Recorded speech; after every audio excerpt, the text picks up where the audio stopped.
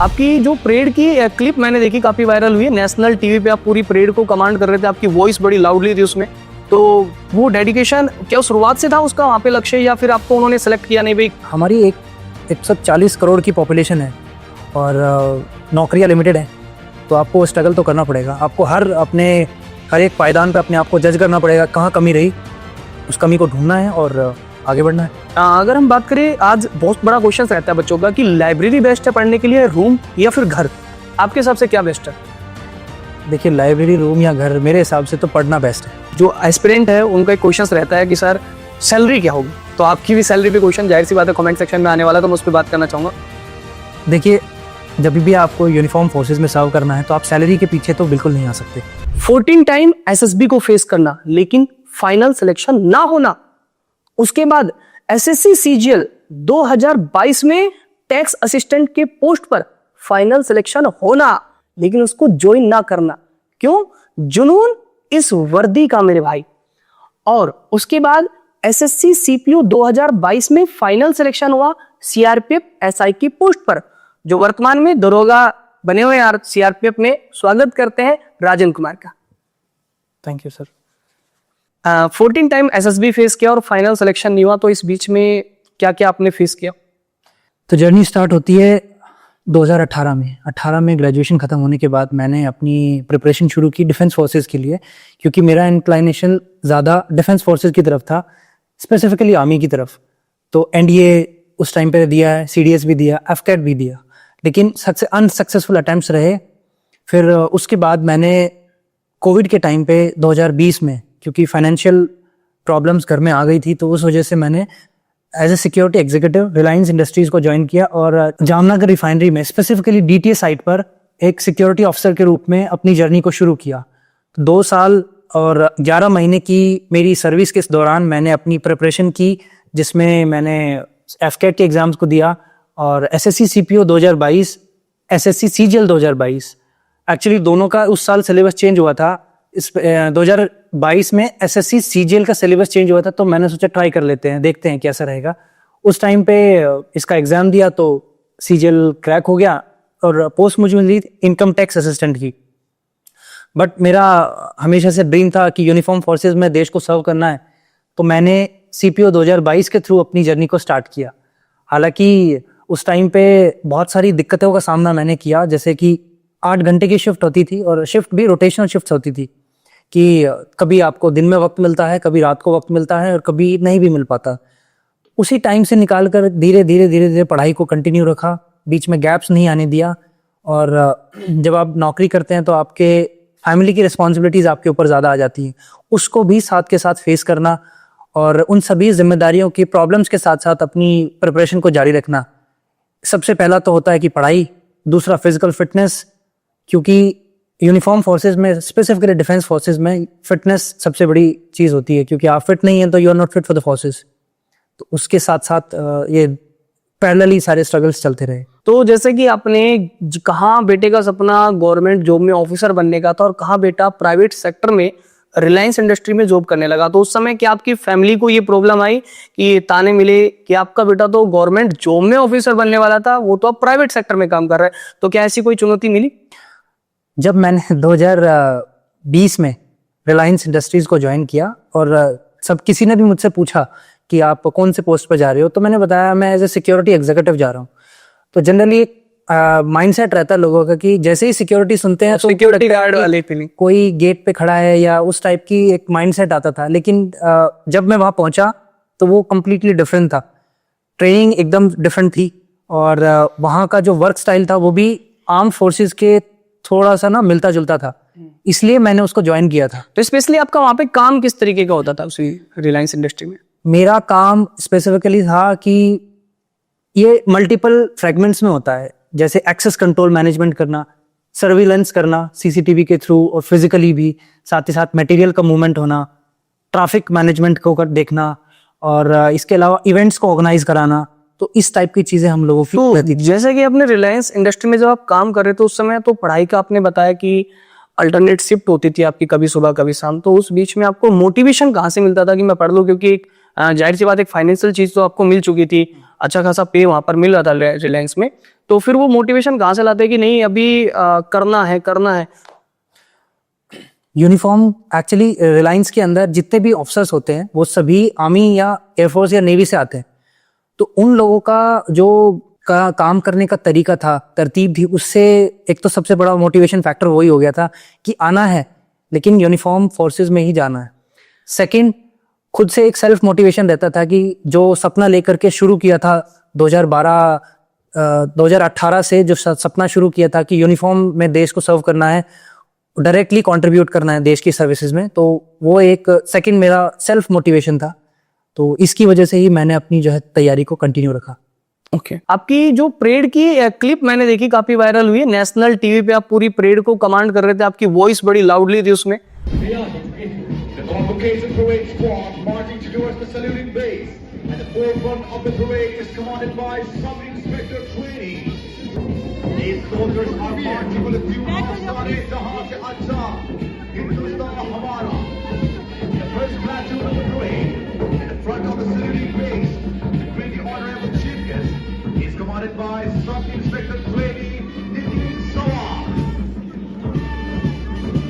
तो वो डेडिकेशन क्या शुरुआत से था उसका वहां पे लक्ष्य, या फिर आपको उन्होंने सेलेक्ट किया नहीं भाई अच्छा खासा पूरा कदकाठी और ये पूरा डिसिप्लिन है यूनिफॉर्म को लेके, उसकी क्या जर्नी थी? देखिए, ट्रेनिंग जब शुरू होती है तो आपके हर 6 महीने, 3 महीने, 4 महीने ऐसे करके आपके असेसमेंट्स होते हैं। तो असेसमेंट्स भी एक ही लेवल में नहीं होते कि सिर्फ आपका चलना तरीका या ड्रिल आपकी अच्छी है या वेपन में आप अच्छे हो या फिर आप टैक्टिक्स में अच्छे हो, आपको ओवरऑल परफॉर्मेंस पे जज करते हैं। तो उन सभी जितने भी टेस्ट होते रहे उनमें मैंने कंसिस्टेंटली परफॉर्म किया, अपना बेस्ट दिया।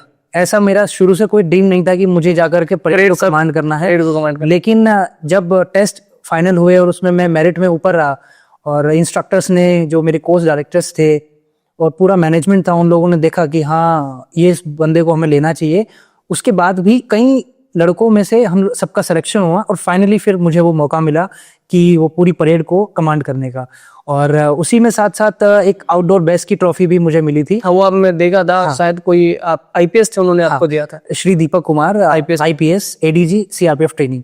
और जैसे एक मुझे एक जनरल क्वेश्चन पूछना है राजन जी आपसे, जो जब परेड को कमांड करते हैं उसमें वॉइस बहुत हाई होती है, तो क्या उसके पीछे रीजन ये होता है कि लास्ट के जो ऑफिसर है, लास्ट में जो हमारा कैंडिडेट उसको सुनना चाहिए, उसके पीछे कुछ हिडन रीजन है, क्या है मतलब? इसका कोई स्पेसिफिक रीजन नहीं है, बट एक मैं कह सकता हूँ कि जब आवाज बुलंद होती है तो 2 चीजें होती है। एक तो जवानों का जो मनोबल होता है वो बढ़ता है। okay. अगर एक कमांडर है उसकी आवाज बुलंद नहीं है तो उसका जवान मोटिवेट नहीं हो सकता। और ये सिर्फ परेड की दौरान नहीं है, जब हम लड़ाई के फील्ड में भी रहते हैं तो वहां पे भी आपकी जो है बुलंद आवाज होनी चाहिए, तभी उसके अंदर वो जो है गूज बम्प आएंगे और वो लड़ने के लिए आपकी कमांड पे तैयार होगा। तो उसका एक मेन कारण ये है। अच्छा, ये आपके टोटल उसमें जो ट्रेनिंग सेंटर में कितने कैंडिडेट थे उस टाइम पे? 421 का मेरा बैच था, 96। 421 में से राजन को परेड कमांडर बनाया गया क्योंकि इसके अंदर था डेडिकेशन और डिसिप्लिन। तो क्या वो ट्रेनिंग के दौरान था या आज भी वही कंटिन्यू है कि अब जॉब लगने के बाद अब ऑफिसर बन चुके हैं, अब वो डिसिप्लिन कम हो गया, कुछ ऐसा है? एक्चुअली वो 2018 से शुरू हो गया था और ये एक कहावत है कि जब आपको फौज में जाना है तो आप फौज की तरह जीना सीखो, फौजी की तरह जीना सीखो। तो तब से शुरू है और ये जब तक मैं जीऊंगा तब तक चलता रहेगा। Very good. जो वर्तमान में अभी आपकी पोस्टिंग कहाँ पर है? मैं अभी छत्तीसगढ़ में पोस्टेड हूँ। छत्तीसगढ़, वो तो थोड़ा नक्सल वाला एरिया है, क्या कुछ होता रहता है ऐसा या खाली ऐसा न्यूज में सुनते हैं हम लोग? कुछ चीजें होती रहती है, कुछ न्यूज में कम आती है। अच्छा। तो जेएनके जैसे जेएनके है उसका कवरेज ज्यादा होता है, छत्तीसगढ़ का कम है। बट हाँ, डिस्टर्बेंस है लेकिन कंट्रोलेबल है, हम मैनेज कर रहे हैं। और कुछ ही सालों में जो टारगेट दिया है हम लोगों को, हमारी मिनिस्ट्री ने, उसको हम लोग अचीव कर लेंगे। जैसा कि असिस्टेंट कमांडेंट होते हैं, उसके अंडर में कितने एसआई आते हैं? देखिए, एक असिस्टेंट कमांडेंट जब भी भर्ती होकर के आते हैं वो डायरेक्टली कंपनी कमांडर के रूप में नियुक्त होते हैं। ओके। तो एक कंपनी में लगभग 110 के आसपास की नफरी होती है। ओके। और उसमें 3 प्लाटून होती है, जिसकी जो नफरी है वो 30 से 33 तक जाती है। ओके। तो एक प्लाटून में 3 प्लाटून को कमांड करता है इंस्पेक्टर, मतलब मुझसे एक रैंक ऊपर 3 इंस्पेक्टर हो जाएंगे। और हर एक प्लाटून में 3 सेक्शन होते हैं। तो 3 सेक्शन में 3 सब इंस्पेक्टर, तो टोटल देखेंगे तो आप 9 सब इंस्पेक्टर आपको एक असिस्टेंट कमांडेंट के नीचे मिलेंगे। तो आपका जैसे इंस्पेक्टर का जिक्र आया, तो इंस्पेक्टर का, एक सब इंस्पेक्टर को इंस्पेक्टर बनने में विदाउट एग्जाम प्रमोशंस में कितना समय लगता है? सब इंस्पेक्टर से इंस्पेक्टर बनना तो आपको लोकल प्रमोशन के थ्रू ही जाना पड़ेगा, तो उसके लिए आपको मिनिमम 3 साल की सर्विस रिक्वायर्ड रहती है, एक्सक्लूडिंग योर ट्रेनिंग। ओके। और जैसे कि मान लो कि जैसे एक आपका एग्जाम होता है सीआईएसएफ, तो सीआईएसएफ में एक एग्जीक्यूटिव एग्जाम होता है जिसमें वो वहां पर जो सिलेक्टेड है एसआई वही उसका एग्जाम दे सकते हैं। क्या ऐसा सीआरपीएफ में भी कोई इंटरनल एग्जाम है जो मतलब आगे बढ़ सकते हैं आप ऑफिसर उसमें? उसको एलडीसी का एग्जाम कहते हैं। तो एलडीसी का एग्जाम सीआईएसएफ का यूपीएससी कंडक्ट कराती है, लेकिन बाकी जितने भी अदर पैरामिलिट्री फोर्सेस हैं उसका उनका इंटरनल ही बोर्ड बैठता है, वही एग्जाम को कंडक्ट कराता है। जहां हमारे यहाँ पे भी एलडीसी का एग्जाम होता है, उसके लिए भी क्राइटेरिया ये इंटरनल होता है। उसके लिए क्राइटेरिया ये है कि आपको 3 साल की सर्विस आपकी प्लस 1 ईयर ऑफ ट्रेनिंग, 4 साल की सर्विस आपकी विदाउट एनी डिसिप्लिनरी एक्शंस, और आपका जो शेप मतलब मेडिकल कैटेगरी है वो सब कुछ परफेक्ट होना चाहिए। उसके बाद आप उसके एग्जाम के लिए एलिजिबल है और आप असिस्टेंट कमांडेंट का एग्जाम दे सकते हैं। जो एस्पिरेंट है उनका एक क्वेश्चन रहता है कि सर सैलरी क्या होगी, तो आपकी भी सैलरी पे क्वेश्चन जाहिर सी बात है कमेंट सेक्शन में आने वाला है, तो मैं उस पर बात करना चाहूंगा। देखिए, जब भी आपको यूनिफॉर्म फोर्सेस में सर्व करना है तो आप सैलरी के पीछे तो बिल्कुल नहीं आ सकते। कोई अगर आपको ज़्यादा अच्छी सैलरी के साथ आपको चाहते हैं कि हमें अपना लाइफ को आगे बढ़ाना है, तो आप प्राइवेट सेक्टर या बहुत सारे अदर सिविल डिपार्टमेंट्स हैं वहाँ पे जा सकते हैं। हाँ, इतनी एक बात ज़रूर कहूँगा कि लाइफ को चलाने के लिए एक बेसिक रिक्वायरमेंट है सैलरी या फिर पेमेंट। तो गवर्नमेंट की तरफ से इतना तो मिल जाता है कि ये बहुत अच्छे से अपनी लाइफ को और अपनी फैमिली को टेक केयर कर सकते हैं। तो अगर राउंड फिगर को मैं मिलाऊं, मैं लेवल 6 पे आता हूं, तो उसके हिसाब से इंक्लूडिंग ऑल अलाउंसेस 85 to 90 के आसपास वो आपका बन जाता है। वो आपका जज्बा दिख भी रहा है कि 14 टाइम्स आप एसएसबी फेस कर रहे हो और सपना एक ही है कि वर्दी पहननी है, वर्दी पहननी है। और जनरल बिपिन रावत का मेरे स्टेटमेंट याद आया, उन्होंने कहा था कि अगर पैसा कमाना है तो प्राइवेट सेक्टर में जाओ, आर्मी में तो जुनून और जज्बा चाहिए। आर्मी या कोई भी पैरामिलिट्री फोर्सेस है, ये सब हम लोग जनरल भाषा में भी देखते हैं ना, गाँव में और देहात में जाते हैं तो जो रेलवे में कोई लग जाता है तो बोलते हैं चलो रेलवे में लग गया, लेकिन जब कोई फौज में जाता है तो उसका एक अलग ही रिस्पेक्ट होती है, उसकी अलग रिस्पेक्ट होती है, उसके माता पिता की एक अलग रिस्पेक्ट होती है। पूरी फैमिली को कहते हैं भाई ये फौजी के परिवार से, लोग उनको नाम से कम जानते हैं, फिर ये कहते हैं ये फौजी है, फौजी का परिवार है, फौजी का परिवार है। तो आप मतलब अगर हम बात करें सर्विस में छुट्टी वगैरह कितनी है टोटल? देखिए, छुट्टी 2 तरीके की होती तो कई तरीके की है, लेकिन स्पेसिफिकली 2 रहती है। एक ईएल होती है और एक सीएल होती है। ईएल आपको 60 मिलती है और पीएल होती है 15।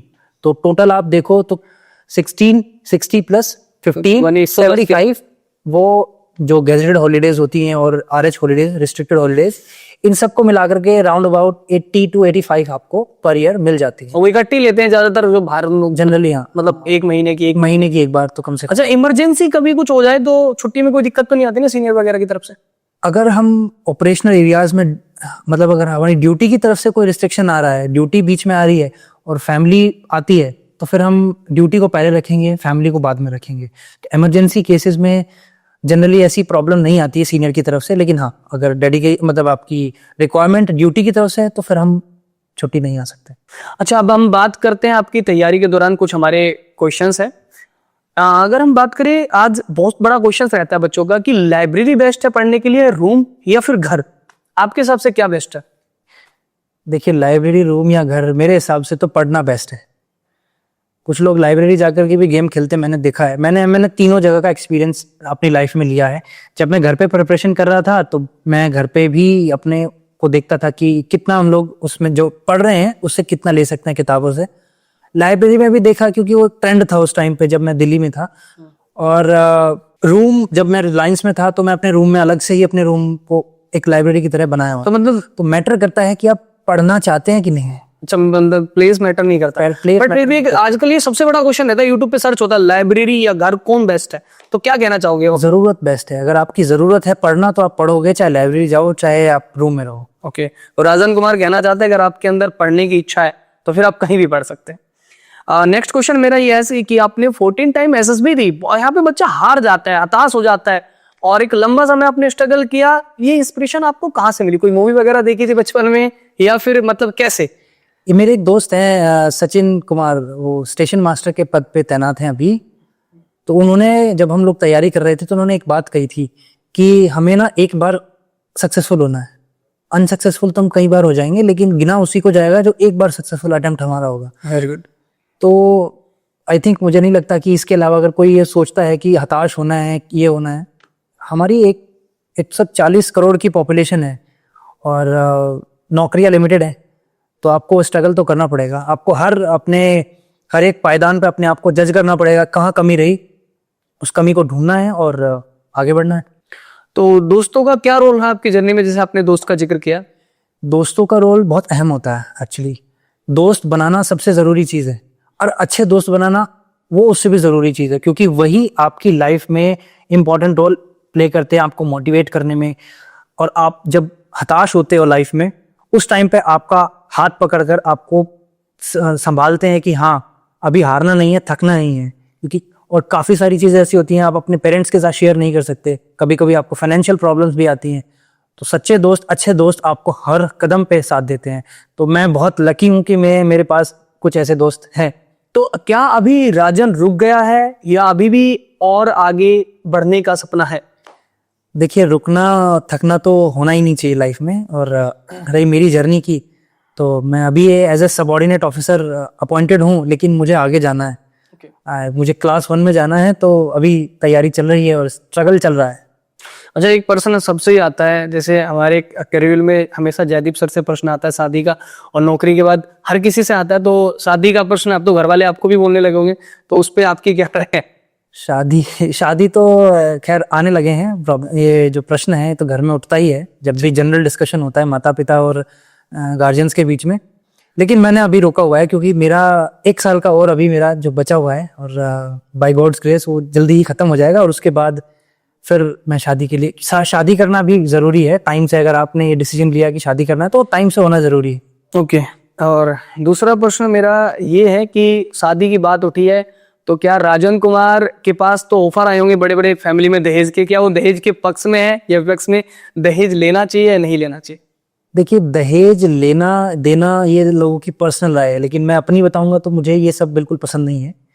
क्योंकि ऑब्लिगेशंस हो जाता है जब आप किसी से किसी टाइप का गिफ्ट लेते हो। क्योंकि कोई पिता अपनी बेटी की शादी करता है और उसमें लाखों रुपए खर्च करता है, तो कितने स्ट्रगल्स होते हैं हम खुद जानते हैं। तो मतलब राजन दहेज नहीं ले रहा? मैं दहेज के बिल्कुल खिलाफ हूँ। ओके। मतलब जैसे आपकी अभी जो एक बड़ा क्वेश्चन सा रहता है कि नौकरी से पहले किसी की हॉबी अलग होती है और नौकरी के बाद बदल जाती है। जैसे नौकरी से पहले दोस्तों के साथ घूमना, और ये अक्सर देखा जाता है कि नौकरी के बाद दोस्त भी बदल जाते हैं और हॉबीज बदल जाती। तो आपकी नौकरी के पहले की हॉबी और अभी की चेंज हुई है या सेम है? नहीं, मेरी हॉबी होती वैसी है कि आपकी बदली नहीं जानी चाहिए। नहीं, बदल जाती है। जैसे अक्सर दोस्तों के साथ ग्रुप बदल जाते हैं, पहले लोगों को घूमना पसंद आता है, फिर लोगों को फैमिली में रहना पसंद आता है। हॉबीज बदली हैं कुछ, क्योंकि सर्विस के दौरान आप वो काफ़ी सारी हॉबीज हैं उसको कंटिन्यू नहीं रख सकते। हॉबीज अभी जैसे मुझे मेडिटेशन करना पसंद है, मुझे एक्सरसाइज करना, रनिंग करना, ये सब पसंद है। और इंटरेस्ट मैं कह सकता हूँ कि इंटरेस्ट काफ़ी चेंज हुए हैं। इंटरेस्ट में मेरे बहुत सारे हैं कि मुझे bike riding, trekking, camping, adventurous activities like white water rafting और बंजी जंपिंग, ये सब पसंद है। ओके। तो अभी कितने टाइम की आपकी सर्विस हो गई है? अभी मैंने लगभग अपनी 1.5 साल की सर्विस सीआरपीएफ में पूरी। तो 1.5 साल की सर्विस में कोई ऑपरेशन वगैरह कुछ हुआ है या नहीं? जैसे जिस एरिया में आपको, वहां तो ऑपरेशन चलते रहते हैं। ऑपरेशंस चलते रहते हैं और चल भी रहे हैं, और सभी काफी का पार्ट भी रहे हैं, तो उसको ज्यादा तो मैं डिस्क्लोज नहीं कर सकता यहाँ पे। ओके। मतलब पर अच्छा खासा रहा है? तो आप लोग न्यूज देखते हैं, रिजल्ट दिख ही रहा है। अच्छा अच्छा, चलिए भाई, बताएंगे नहीं अपने इस बारे में। फिर आगे अब थोड़ी तैयारी के बारे में बात कर लेते हैं। जैसे कि आपने एसएससी में सिलेक्शन लिया, तो मेजर 4 सब्जेक्ट होते हैं, मैथ होता है, रीजनिंग होता है, इंग्लिश होता है और जीएस होता है। तो आपका इन सब में फेवरेट सब्जेक्ट कौन सा था? फेवरेट सब्जेक्ट तो मेरा मैथमेटिक्स था। मैथमेटिक्स रहा। मैथ्स को सॉल्व करना इजी होता है, मतलब, और ज्यादा स्ट्रेस दिमाग पे पड़ता नहीं। तो कितने घंटे की आप तैयारी करते थे रिलायंस से पहले? रिलायंस से पहले जब मैं यूपीएससी के लिए प्रिपरेशन कर रहा था, यूपीएससी मतलब सीएपीएफ और सीडीएस के लिए, तो लगभग 6-7 घंटे में दिन में पढ़ लेता था। ज्यादा स्ट्रेस मैंने नहीं दिया, क्योंकि उस लेवल के एग्जाम के लिए आप उससे ज्यादा टाइम लगाते तो वो मतलब वेस्टेज है। आज के इस पॉडकास्ट में लगभग हमने राजन से सारे ही प्रश्न पूछ लिए हैं और भगवान से यही प्रार्थना रहेगी कि नेक्स्ट इंटरव्यू उनका हम 3 स्टार के साथ ले, बहुत जल्द। अब हम इस सेशन को एंड करने से पहले राजन जी से कहेंगे कि वो स्टूडेंट के लिए क्या संदेश देना चाहते हैं। एक शायरी है कि हटकर वो चले जिसको सर अजीज हो, हम सरफिरों के साथ तो कोई सरफिरा ही चले। तो अगर फोर्सेस में आपको आना है तो आपको उस तरीके से अपने आप को रगड़ना पड़ेगा, तपाना पड़ेगा, तब जाकर के आप फौज के लायक बनेंगे अगर आपको यूनिफॉर्म फोर्सेस में आना है। और प्रिपरेशन आप हमेशा कंटिन्यू रखिए, छोटी छोटी स्ट्रगल्स को फेस करते हैं, छोटे छोटे सक्सेस को हमेशा सेलिब्रेट करना है, माता पिता के साथ उनको सपोर्ट करके चलना है, एकदम बर्डन बनना नहीं है। क्योंकि मिडिल क्लास से जब इंसान अपनी क्लास को चेंज करता है ना, तो वो जो सक्सेस को सेलिब्रेट करने का मज़ा आता है ना, वो बड़ा अच्छा होता है। तो मेहनत करते रहिए और थकना नहीं है, रुकना नहीं है। Thank you. तो आज के इस पॉडकास्ट से आपने ये जरूर सीखा होगा कि अगर आपके इरादे मजबूत है तो एक दिन आपको सफलता मिलेगी। मुद्दा ये नहीं करता कि आप कितनी बार हारे हो, मुद्दा ये करता है कि आप लास्ट तक रुके तो नहीं। आपको रुकना नहीं है, झुकना नहीं है, सिर्फ आगे बढ़ते रहें, सफलता एक दिन कदम जरूर चूमेगी। आज के लिए इतना ही। जय हिंद, भारत माता की जय।